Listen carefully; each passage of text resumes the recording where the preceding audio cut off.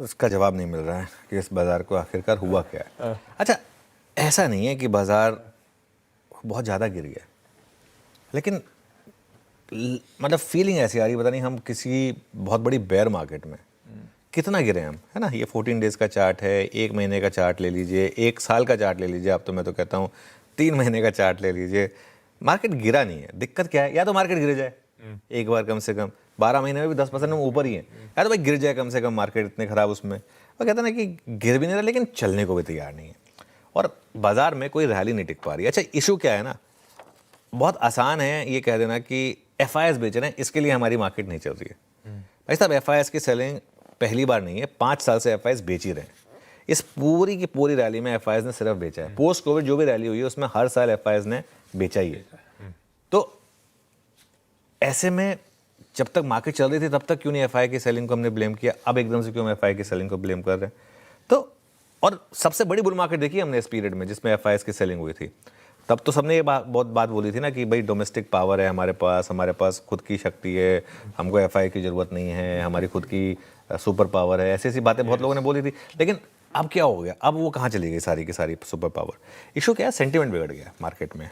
और ऐसा भी नहीं है कि बाजार कोई बहुत ज़्यादा गिरा है, अपने हाई से हम कुल मिलाकर निफ्टी पे 2.5% नीचे, पॉइंट टू पॉइंट एकदम हाईएस्ट पॉइंट से भी अगर आप ले लेंगे तो हम कुल मिलाकर अपने हाई से सिर्फ 2.5% नीचे हैं निफ्टी पर। और ऐसे में लेकिन दिक्कत क्या है कि लोगों के पोर्टफोलियो जो है ना वो 25 से 40% गिर चुके हैं। दिक्कत यहाँ पर है, मार्केट जब हम कहते हैं ना कि मार्केट गिरा या नहीं गिरा, उसमें हमको देखनी होती है मार्केट की ब्रेड्थ, उसमें हमको देखना होता है कौन कौन से स्टॉक्स हैं जहाँ पर लोग फंसे हुए हैं और बुरी तरीके से फंसे हुए हैं। और इसमें मैं एक बात बताऊँ, इसमें मैं इवन पुअर क्वालिटी स्टॉक में जा भी नहीं रहा हूँ, मैं तो ब्लूएस्ट और ब्लू चिप स्टॉक्स की कुछ अगर नाम ले लूँ आपको, जैसे बजाज हाउसिंग फाइनेंस या टाटा टेक, ऐसे कई नाम आपको मिल जाएंगे। एक और एग्जांपल देता हूँ मैं आपको, अगर आप चार्ट देखें 6 महीने का, फॉर एग्जांपल प्रीमियर एनर्जीज़ का, अगेन एक अच्छी कंपनी थी, अच्छा IPO आया था, काफ़ी चला था उसके बाद, लेकिन अब आई थिंक वो स्टॉक भी अब अपने लिस्टिंग प्राइस के नीचे आ गया जब से वो FNO में आया। तब से ये देखिए, ये प्रीमियर एनर्जीज़ का चार्ट है, ये भी करीब करीब 30% नीचे आ चुका है।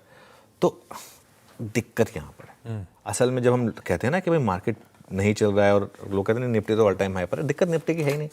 कितने लोग निफ्टी लेते हैं, कितने लोग हैं जो हर महीने डिसिप्लिन के साथ निफ्टी का ETF लेते हैं? वो तो बहुत कम लोग लेते हैं। दिक्कत है उनके पोर्टफोलियो जिस तरीके से गिरे हैं। और ऐसा नहीं है कि मार्केट में आउट परफॉर्मर्स नहीं है, मार्केट में आउट परफॉर्मर्स भी हैं। मैं आपको अगर 3-4 एग्जांपल दूं, जैसे कि अशोक लेलैंड हो गया फॉर एग्जांपल, अब मैं स्ट्रगल कर रहा हूँ क्योंकि नाम इतने ही है। हिंदुस्तान जिंक है जैसे फॉर एग्जांपल, 6-6 महीने के चार्ट रखे हैं इनके सबके। अशोक लेलैंड का 6 महीने का चार्ट है 48%, ये हिंदुस्तान जिंक का 6 महीने का चार्ट है 43%। आई थिंक आप एक बार AU बैंक दिखा दीजिए ज़रा, AU बैंक का 6 महीने का चार्ट देख लेते हैं, SBI का 6 महीने का चार्ट देख लेते हैं। AU बैंक करीब करीब 36% ऊपर है, SBI देखते हैं, SBI 6 महीने में करीब करीब 26% ऊपर है। तो ऐसा नहीं है, मतलब कि अब इशू क्या है कि ये हम हाइंडसाइट के साथ दिखा रहे हैं कि 6 महीने में ये स्टॉक कितने चले, इनमें कितने लोग हैं, और वहाँ पर सारा का सारा मामला आकर ठहरता है कि कुल मिलाकर ऐसे स्टॉक्स को आप गिनती पे रख सकते हैं 80 से 100 स्टॉक, 4000 लिस्टेड स्टॉक्स में से 80 से 100 स्टॉक मिलेंगे, एक छोटा सबसेट जहाँ पर वो रैली हुई है। अगर आप वहीं पर रहे तब तो आपने इस मार्केट में बहुत पैसा बनाया, अगर नहीं रहे तो दिक्कत है। और अगर आप थीम की बात करें तो गिन 3-4 थीम है, PSU और Tier 2 बैंक्स, कैपिटल मार्केट और मेटल्स। और लगातार ये बात हुई है कि जब तक क्लैरिटी ना मिले तब तक इन्हीं थीम्स में रहना है आपको, भले ही आपको लगे कि ये तो रेपिटेटिव है, लेकिन यहीं पर मौके मिल रहे हैं। अब देखिए, मेटल्स फ्राइडे वगैरह हो सकता है आज वापस हिंदुस्तान जिंक में रैली आ जाएगी, सिल्वर में वापस वीकेंड पे इतनी बड़ी तेज़ी आ गई। और एक चीज़ हो रही है इस मार्केट में, जहाँ नंबर्स अच्छे हैं ना वहाँ पर मार्केट रिवॉर्ड भी ज़बरदस्त कर रहा है। जैसे सबसे बड़ा एग्जाम्पल मैं आपको दूँ फेडरल बैंक का। आप फ्राइडे को फेडरल बैंक देखिए, एक कैंडल में फेडरल बैंक ने ऑलमोस्ट 2 महीने की वीकनेस कवर कर ली, सीधा सर्किट लगा दिया। और मुझे हैरानी नहीं होगी अगर यहाँ से भी फेडरल बैंक और भागे, और हो सकता है कि अगले 3-4 महीने में 350 तक ये स्टॉक पहुँच जाए, इसके भी चांसेस रहेंगे यहाँ पर। तो एक चीज़ जो आपको करनी है ना इस अर्निंग सीजन में, पोजीशनिंग लें नंबर्स के बाद, नंबर्स आने के बाद पोजीशन लें, भले ही 4-5% महंगा मिले। जैसे फेडरल बैंक स्क्रीन पर आपको 3-4% महंगा भी मिला होता नंबर के बाद, तो भी इंटरडे में 6% देकर गया होता आपको। भले ही महंगा मिले लेकिन एक कन्फर्मेशन आ जाए, उसके बाद आप स्टॉक को खरीदें, होप में ना खरीदें किसी भी स्टॉक को।